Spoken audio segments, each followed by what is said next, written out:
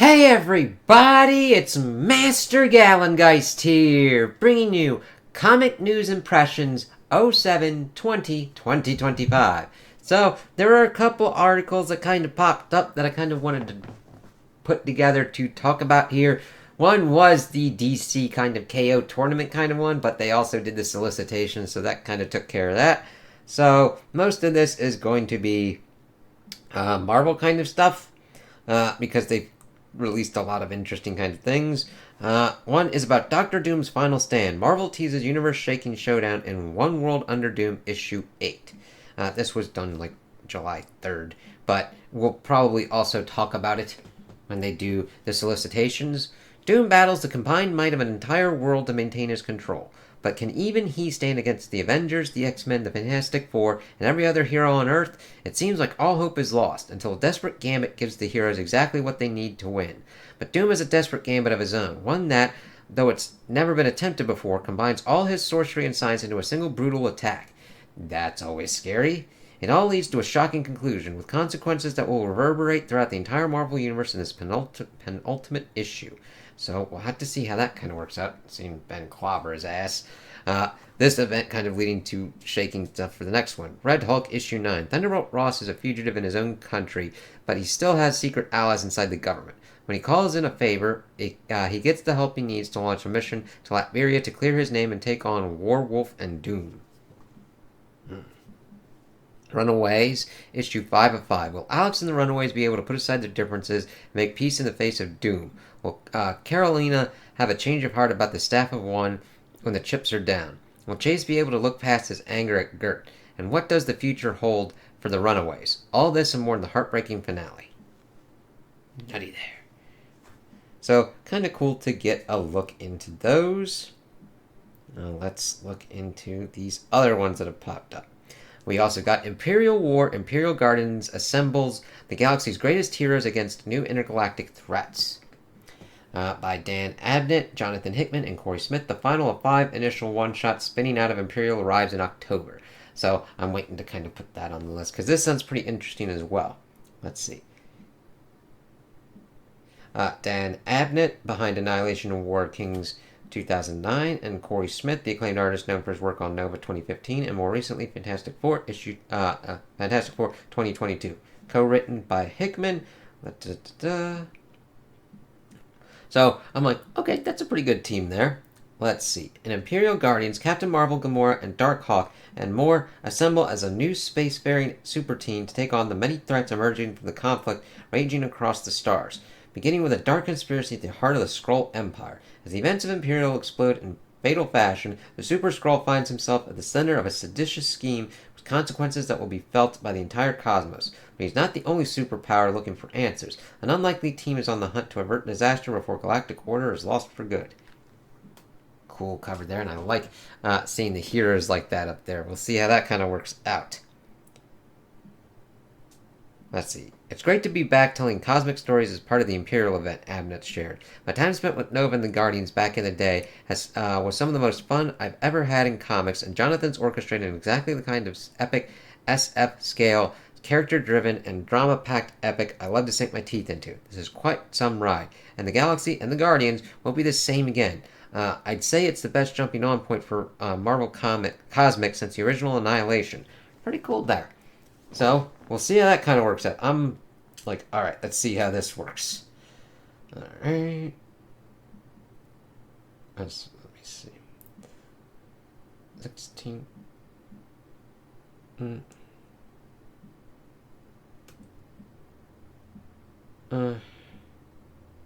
Sorry, I'm trying to order these articles. Okay, there we go. Okay. We were pretty much talking about the Age of Revelation, and now we kind of get a look at what some of these issues kind of entail. This article being on July 14th. We've got Amazing X-Men, which that covers pretty cool there. Amazing X-Men issue 1 by Jen McKay and Mahmoud Azrar. Yeah, the resistance begins. A scattered team of X-Men fight to survive and finish one final mission deep within the ruins of Grey Malkin. That's kind of gnarly there. Whew. And then we get Binary issue 1 by Stephanie Phillips and Giada Belviso. The Phoenix rises again, this time through Binary. Okay, that's crazy. A cosmic force reborn to save what little remains of the universe. That sounds nuts. Laura Kinney, Sabretooth. That... Okay, we'll have to explain that one.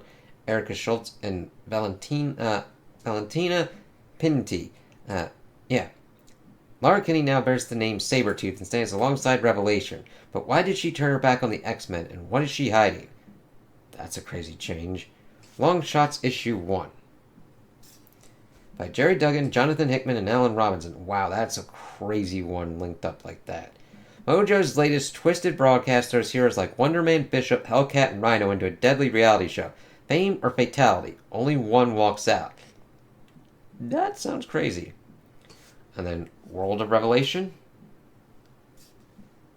Damn, they've even got like Apocalypse on there.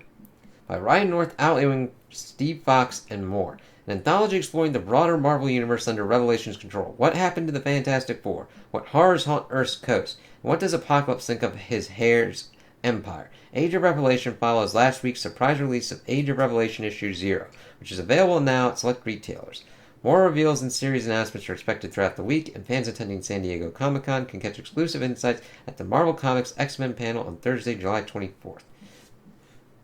Yeah.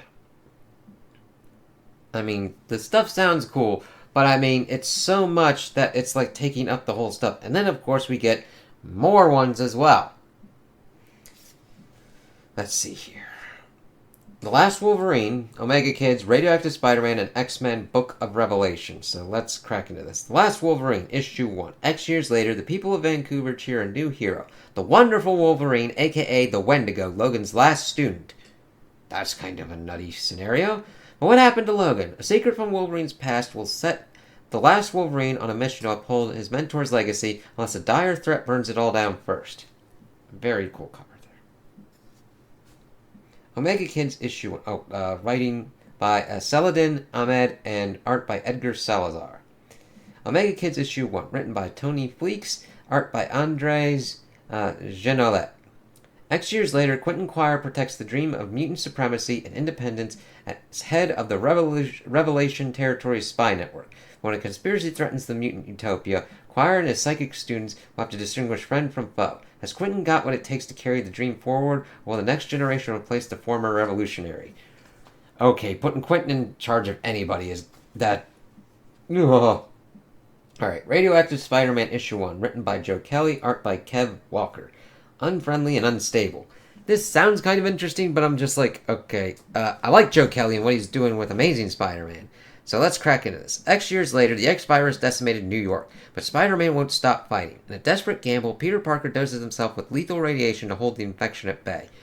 That does not sound like a good thing to do, Peter. Survival comes at a cost. While this may not kill Peter Parker, it sure messes him up. This is the most dangerous mutated Spider-Man ever, and he's not alone. As we see that he's got little arms and stuff. It's like, oh god. I do like the cover, but it's just like, it's just going all over the place with the X-Men stuff. And I liked what I was reading in X-Men, but I'm just like, I feel like I need to devote all of my time to it to keep up with what's going on. I mean, look, it's even going into comics that are just like, okay. Let's see, X-Men, Book of Revelation, issue 1, written by Jed McKay, art by Netho Diaz. They're good. Like, they're good. X years later, after the assassination of one of his prized choristers, Revelation welcomes a new mutant to his capital city of Philadelphia. But the capital of the Revelation territories hides many dangers, not the least of which are her rival choristers, and Fabian Cortez will allow no one to challenge him for Revelation's favor. But this new mutant has a secret ally, the Ghost of Philadelphia. That's interesting for Philadelphia to be that there. So there's a lot of interesting stuff going on. I mean, they're more kind of one-shot kind of things, I think, but check them out if you're into it. This one was kind of cool. Marvel and Gargoyles collide in first ever crossover, October 2025. Fantastic Four Gargoyles issue 1. That's kind of cool. I like the Gargoyles, okay? But, I liked a lot of the TV shows that they do with interesting kind of stuff. So gargoyles. I'm like, oh, this sounds pretty cool. The crossover brings together Marvel's first family and the Manhattan Clan as they join forces to stop the villain Diablo, who's hunting down the gargoyles to unlock the secret to immortality. But Goliath and his crew aren't going down without a fight, and they'll have help from the Fantastic Four, Tony Stark, and even Marvel's own gargoyle, Isaac Christians. Expect action, team-ups, and a hilarious mustache moment between Stark and Gargoyle's antagonist, David Xanatos. In a fun twist, Dynamite Entertainment, home to the current Gargoyles comic series, will also release their own Gargoyles Fantastic Four one-shot set in the same continuity, making October a huge month for fans of both franchises. That's pretty cool. Wiseman shares his excitement, saying the crossover feels like a natural fit. These two sets of heroes, both operating out of Midtown Manhattan, one from the Baxter Building and one from the Erie Building, just have so much in common. Featuring a main cover by Taryn Clark and variant covers by Gabrielle Dell'Otto, Peach Momoko, and Luciano Vecchio. Fantastic Four Gargoyles issue 1 is available for pre-order now. That sounds pretty cool. I did not expect that kind of team up. And it also makes sense because Tony at this point is also set up there as well in Manhattan. Marvel reveals the end is near for the Ultimate Universe and Endgame teaser, event teaser. Let's see what we got there. Then we've got a couple more. Let's see. A new event series kicking off in December later this week they'll talk about. Let's see. Oh, it's just saying that it's approaching and that it's pretty much their endgame kind of thing. So, on December 31st too. So we'll have to keep an eye out for that and what ramifications it'll have for the new Ultimate Universe. Even though I'm mainly only into pretty much two of them at this point. The Ultimates and Ultimate Spider-Man. We'll have to see. It's been doing pretty well for Marvel, so I don't expect that they're going to completely crap it out, but who knows. As long as they have a nice kind of endgame goal and know what they're doing for the end of the story and continue with certain kind of things, I think that's the best kind of shot. And then we got Final Age of Revelation X-Men series details revealed with even more stuff. Okay, let's see. Expatriate X-Men issue 1, written by Eve L. Ewing, art by Francisco Mortarino. X years later, like the fallen and reassembled United States, the new team of Ms. Marvel, Bronze, Melee, and Rift rises. They have seized control of the Mississippi River waters that divide mutant kind from the rest of humanity.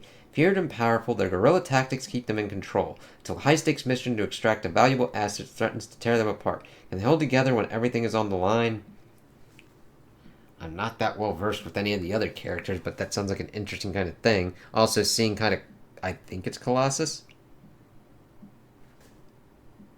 And Mystique and everything there, that's gnarly. Cloak or Dagger issue 1, written by Justina Ireland, art by Lorenzo Tametta. X years later, and Tandy and Tyrone have tied the knot, but their bond has come with a terrible cost. Now they can no longer exist on the same plane at the same time. Reunited at last, the pair now face a love story warped by power and fate. Crazy there.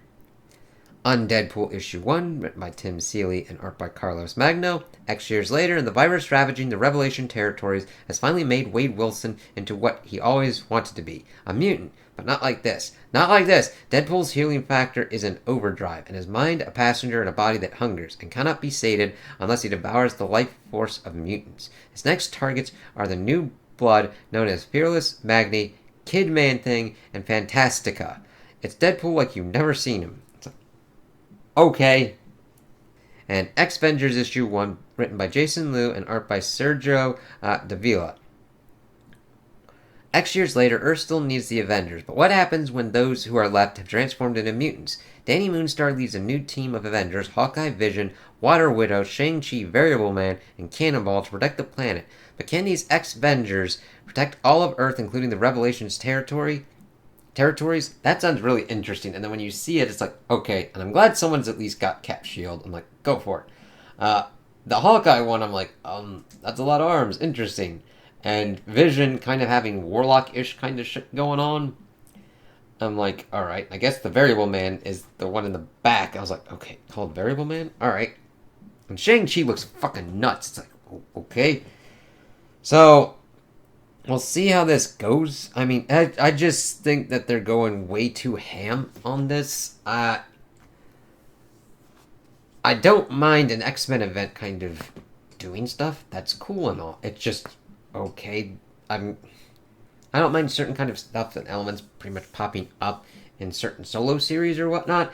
I just think that this is going to really kind of fuck with how these one shots are done with, because you have to be singled into pretty much the X-Men part, and then you have to then want to branch out and collect all this at the same time. It's like, we'll have to see how that works out. I'm just like, you're shooting kind of everywhere.